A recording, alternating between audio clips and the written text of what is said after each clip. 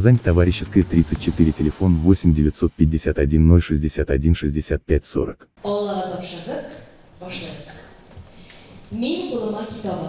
Так ровно в 13 часов по Москве по всему миру начинается татарский диктант. С ручками и бланками участники от 7 до 90 лет. На главную площадку в КФУ пришли студенты, преподаватели, деятели искусства и министр. На столах в качестве подсказки стихотворение Габдуллы Тукая. На экранах 47 регионов страны.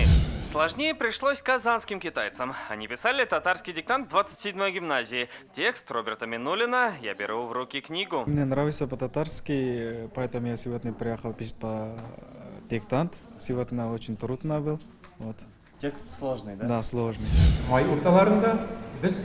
Диктант писали и в Москве. Правда, здесь уже диктовали произведение Газиза Мухаммедшина «Здравствуйте, лебеди». Отрывок из 156 слов был написан не больше, чем за 45 минут. А после урока татарского языка гостей ожидал показ фильма и концерт. Очень хорошо послушали, нормально писали. Я очень надеюсь, что диктант я написала хорошо, но, по крайней мере, по грамматику я не беру. То есть слова я точно написала правильно. Около 3000 человек пришли написать диктант в Альметьевске. В этот день по всему району открылись 25 площадок в селах и домах культуры. Очень интересно проверить свои знания, смогу ли я написать. И с напутственных слов своего сына я пришла написать диктант на 5. Здесь собрались более 1000 детей, учащихся, гостей нашего города. Мы проявляем отношение к нашему родному языку, татарскому языку.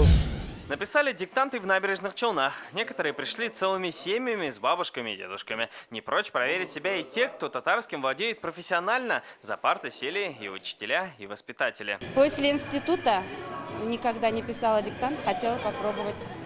Есть ли у меня знания по татарскому языку? 2 внучки у меня, 7-8 класс, Хасановы. Вот.